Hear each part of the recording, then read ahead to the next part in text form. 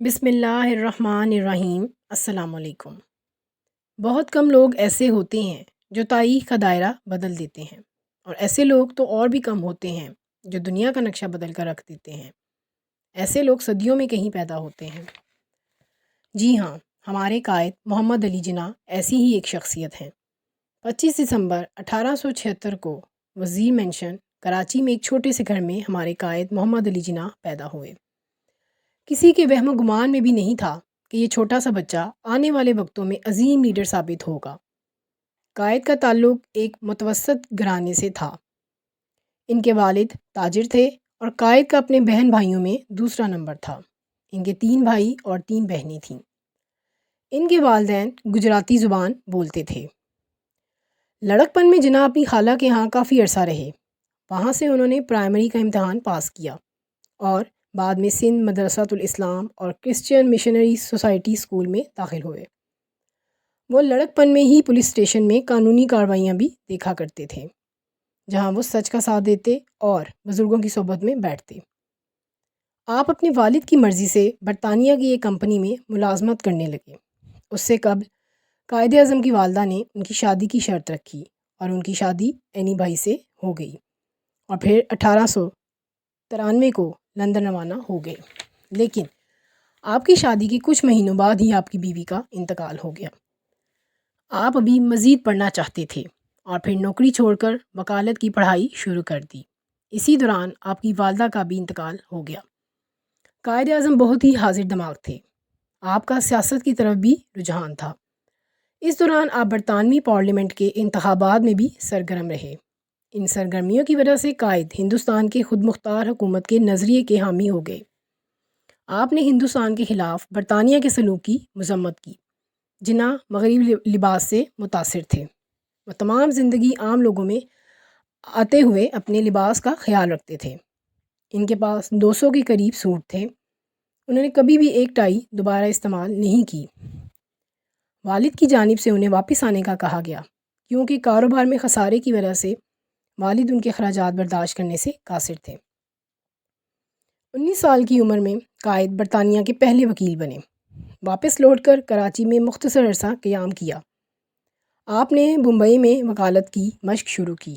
ان کی وکالت کے پہلے 3 سال کچھ خاص نہ تھے۔ جناح کو پھر بیرسٹر کی قائم مقام نوکری ملی اور 1500 روپے تنخواہ مقرر ہوئی، جسے آپ نے یہ کہہ کر ٹھکرا دیا کہ وہ روزانہ 1500 کمانا چاہتے ہیں۔ قائد اعظم 1920 تک وکالت کی مشق کرنے میں مصروف تھے، لیکن وہ سیاست میں بھی دلچسپی لیتے تھے۔ آپ نے کانگریس کے 20ویں سالانہ اجلاس میں شرکت کر کے اپنے سیاسی کیریئر کا آغاز کیا۔ ان کا شمار کانگریس کے ان اراکین میں ہوتا تھا جو ہندو مسلم اتحاد کے حامی تھے۔ 1906 میں آپ نے آل انڈیا کانگریس میں شمولیت اختیار کی، جو ہندوستان کی سب سے بڑی سیاسی جماعت تھی۔ پھر مہاتما گاندھی کی ہندو پالیسی نے جناح کو کانگریس چھوڑنے پر مجبور کیا۔ 1906 میں جناح نے نواب سلیم اللہ کے گھر بننے والی مسلم لیگ میں بھی شمولیت اختیار نہ کی۔ بالآخر 1913 آپ نے مسلم لیگ میں شمولیت اختیار کر لی۔ کانگریس اور مسلم لیگ میں میثاق لکھنؤ طے ہوا، جس کے مطابق ہندو اور مسلمان برطانیہ سے آزادی حاصل کرنا چاہتے ہیں، اور وہ ایک ہی پلیٹ فارم پر کھڑے تھے۔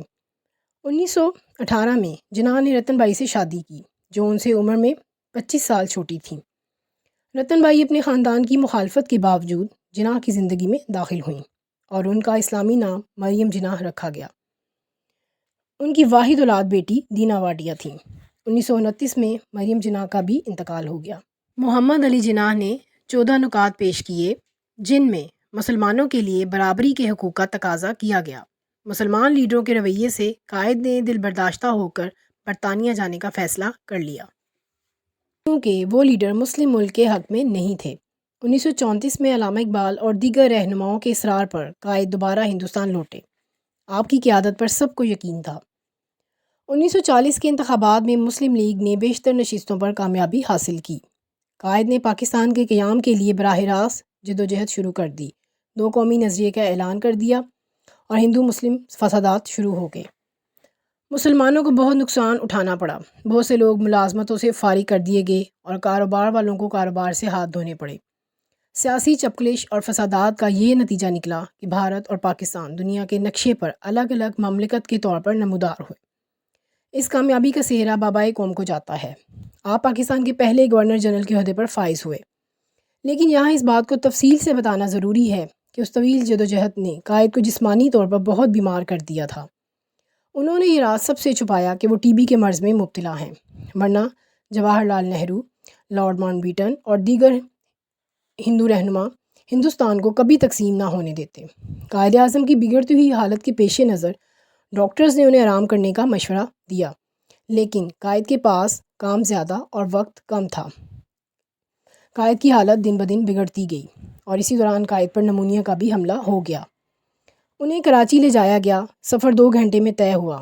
اس دوران قائد بہت بے چین رہے اور انہیں بار بار آکسیجن دی جاتی رہی۔ طیارہ دوپہر 4:15 بجے ماڑی پور ایئرپورٹ پر اترا۔ قائد کی نصیحت پر ان کی آمد کو خفیہ رکھا گیا۔ گورنر جنرل کے سٹاف نے انہیں اسٹریچر پر ڈال کر فوجی ایمبولینس میں منتقل کیا۔ فاطمہ جناح اور ایک نرس ان کے ساتھ بیٹھ گئیں، جبکہ ان کے معالج ڈاکٹر الہی بخش قائد کی کار میں سوار ہو گئے۔ جناح کی ایمبولینس فقط 4 میل کا فاصلہ طے کر کے پٹرول ختم ہونے کے باعث ایک جھٹکے سے رک گئی۔ ایمبولینس کے پیچھے آنے والی کار، سامان بردار گاڑیاں بھی رک گئیں۔ قائد کی حالت ایسی نہ تھی کہ ایک لمحہ بھی ضائع کیا جاتا۔ ڈرائیور 20 منٹ تک انجن کو ٹھیک کرنے کی کوشش کرتا رہا۔ آخر فاطمہ جناح کے حکم پر ملٹری سیکرٹری اپنی کار پر ایک اور ایمبولینس لینے کے لیے روانہ ہو گئے۔ ادھر ایمبولینس میں حبس ہونے کی وجہ سے سانس لینا بھی دشوار تھا۔ فاطمہ جناح اور نرس باری باری قائد کو ہوا دیتی۔ ہر لمحہ بڑا اذیت ناک تھا۔ کار کو گئے ہوئے بڑی دیر ہو گئی تھی، نہ ایمبولینس کا انجن ٹھیک ہوا اور نہ ہی متبادل ایمبولینس آئی۔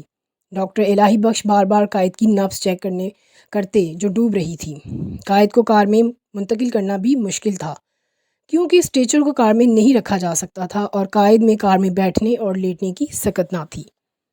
یہاں ایک بات قابل غور ہے کہ کسی نے بھی حکومت میں یہ جاننے کی زحمت نہ کی کہ قائد کی ایمبولینس ابھی تک کیوں نہیں پہنچی۔ یہ بھی کہا جاتا ہے کہ ان کی کراچی آمد کو راز میں رکھا گیا۔ کیا واقعی اعلیٰ افسران ان کی آمد سے بے خبر تھے؟ قائد نے کوئٹہ سے کراچی کا 2 گھنٹے کا سفر اور پھر ایئرپورٹ سے گورنر ہاؤس تک کا 2 گھنٹے کا سفر کس اذیت میں طے کیا ہوگا، اس کی مثال تاریخ میں نہیں ملتی۔ گورنر ہاؤس پہنچنے کے بعد وہ تقریباً 4 گھنٹے زندہ رہے اور غنودگی کی حالت میں ہی رہے۔ ڈاکٹر نے طاقت کا انجیکشن لگایا۔ ہوش میں آنے کے بعد ڈاکٹر نے ان سے کہا وہ جلد ہی ٹھیک ہو جائیں گے۔ اس پر انہوں نے جواب دیا، نہیں، میں اب زندہ نہیں رہوں گا۔ یہ ان کے آخری الفاظ تھے۔ انہوں نے کلمہ پڑھا، ان کا سر دائیں جانب کو آہستگی سے ڈھلک گیا اور ان کی آنکھیں بند ہو گئیں۔ اب بات کر لیتے ہیں قائد کی ذاتی زندگی کے چند واقعات پر۔ بمبئی میں قائد اعظم کا دفتر گھر کے نچلے حصے میں تھا۔ اوپر کی منزل میں وہ خود رہتے تھے۔ مطلوب الحسن سید کہتے ہیں کہ وہ وقت کی پابندی اس شدت سے کرتے تھے کہ جہاں ہم لوگوں نے قائد اعظم کے قدموں کی چاپ سنی، ان کا پہلا قدم زینے پر پڑا اور سارے کارکن کہہ اٹھے کہ 9 بج گئے، اپنی اپنی گھڑیاں ملا لو۔ قائد اعظم نے ممبئی میں ایک مکان میں رہائش اختیار کی تھی، پھر وہ مکان چھوڑ کر دوسری جگہ منتقل ہو گئے۔ ایک عرصے بعد بمبئی الیکٹرک سپلائی کارپوریشن نے ان کے نام ایک بل بھیجا کہ تقریباً 6 روپے آپ کے ذمہ باقی ہیں۔ سیکرٹری نے جب یہ بل قائد اعظم کے سامنے رکھ کر پوچھا کہ اجازت ہو تو ادا کر دوں، رقم بہت معمولی ہے۔ قائد اعظم نے اپنے سیکرٹری کی طرف دیکھا اور کہا، نہیں، جب میں وہ مکان چھوڑ چکا ہوں تو یہ بل کیوں ادا کروں؟ بات رقم کی نہیں، اصول کی ہے۔ آج ہماری قومی سیاست کا چلن بالکل بدل چکا ہے۔ صاحبان اقتدار کے قول و فعل میں شدید تضاد پیدا ہو چکا ہے۔ قومی رہنما قوم سے جس عمل کی توقع کرتے ہیں اور جن اصولوں کی تبلیغ وہ شب و روز فرماتے ہیں، خود اس پر عمل نہیں کرتے۔ ملک میں فرقہ واریت، مذہبی تعصب، صوبائی امتیاز، منفی نظریات، لسانی فسادات، اریانی اور فحاشی کو فروغ مل رہا ہے۔ ڈاکہ زنی، قتل و غارت گری عام ہے۔ عوام میں قوت برداشت ختم ہو چکی ہے۔ اس عالم میں قائد اعظم کا کردار ہمیں اپنے اندر جھانکنے اور باطن کو صاف کرنے کی دعوت دیتا ہے، شفاف عمل کا رستہ دکھاتا ہے، دیانتدارانہ سیاست کی مثال پیش کرتا ہے اور کہتا ہے، اے آنکھ والو، آنکھیں کھول کر اپنا روزمرہ کا اعمال نامہ دیکھو۔